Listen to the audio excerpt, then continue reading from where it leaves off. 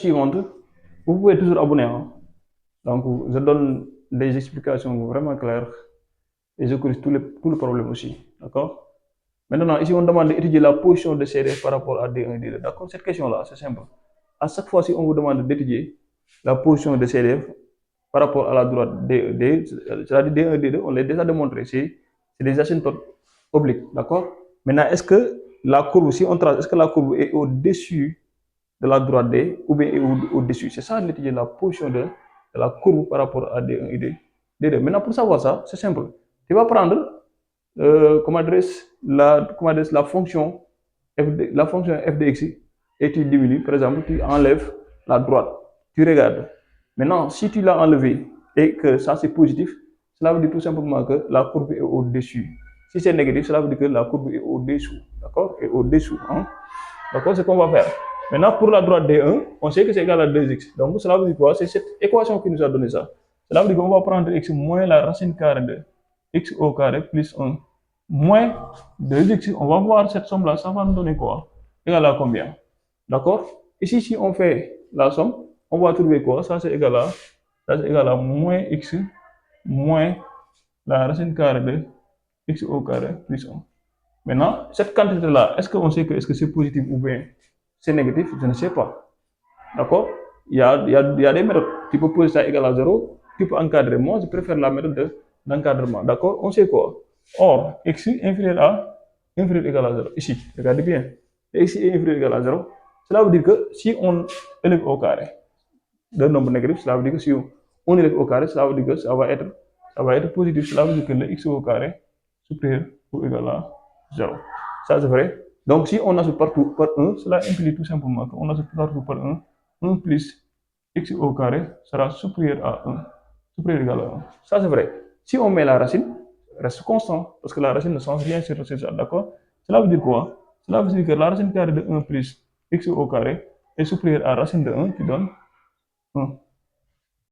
Or, on sait que x est inférieur à 0. Inférieur ou égal à 0. Cela veut dire que si on multiplie par moins, l'équation va changer de sens. Cela implique tout simplement que moins x sera supérieur strictement à supérieur ou égal à 0. Maintenant, qu'est-ce qu'on va faire? On sait que ça supérieur ou égal à 0, ça supérieur ou égal à 0. Si on fait somme membre en membre, regardez bien, c'est comme si ça, x supérieur ou égal à 0. Maintenant, si on fait somme membre en membre, qu'est-ce qu'on va obtenir? D'accord? Qu'est-ce qu'on va obtenir? On va obtenir quoi? Que racine carrée de 1 plus x au carré moins x, ça c'est supérieur ou égal à 1. D'accord? Cela veut dire quoi? Cela veut dire que cette quantité-là, regardez bien. Voilà, c'est ça ce qu'on a. D'accord? Maintenant, là, si on factorise ici par moins, c'est pour savoir exactement ce qui se passe. Hein. Si on factorise ici par moins, on va obtenir ici moins facteur de x plus cette quantité-là. Maintenant, regardez bien. Ça, c'est négatif. Ça, c'est positif. Maintenant, on a pris cette valeur-là. C'est-à-dire, on a pris cette valeur-là, on a diminué celui-là, on a trouvé supérieur ou égal à moins 1. Cela veut dire quoi? Cela implique tout simplement que ça, c'est supérieur ou égal à 0. Ça, c'est vrai.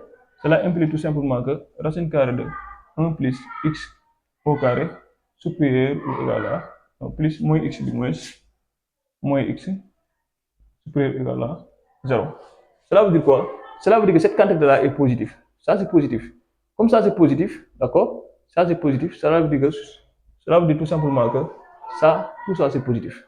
Si tout ça est positif, cela veut dire qu'avec ce moins-là, cela veut dire que ça va être négatif. Ça veut dire quoi? Cela veut dire que f de x moins 2x inférieur ou égal à 0. Donc, on conclut tout simplement que CDF est au-dessus de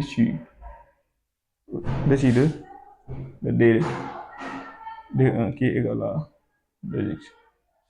D'accord? C'est ça. Maintenant, pour la deuxième, on prend, parce que ici on est x au cube, d'accord? X au cube plus 1 sur la racine carrée de 4x au carré moins 1. Ici, on va diminuer quoi? 1 quart de x. D'accord? ce qu'on va faire, pour voir, on va essayer de réduire ici au dénominateur. Donc, si on réduit ici au dénominateur, on va obtenir ici quoi? 4x au cube, d'accord? Plus 4 moins 4x au cube, moins 4x au cube, plus x, d'accord? Plus x sur quoi? Sur 4 facteur de 4x au carré moins 1, d'accord? Maintenant, ici, le 4x au cube et le 4x au cube vont sauter. Donc, ça reste quoi? Alors ici, quel que soit x, ça, quel que soit x appartenant à 0 plus infini, les x sont positifs et le 4 ici sont positifs. D'accord? Maintenant, cette quantité-là aussi est positive. Cela veut dire quoi? Cela veut dire tout simplement que dans ce cas-là, f de x moins un quart de x positif. Attention, ici c'est au-dessous, hein? Parce qu'on avait démontré que on a fait la différence et on a vu que la différence était négative. Cela veut dire que la courbe CDF est au-dessous, au lieu de au-dessus, d'accord? Au-dessous, d'accord? C'est au-dessous.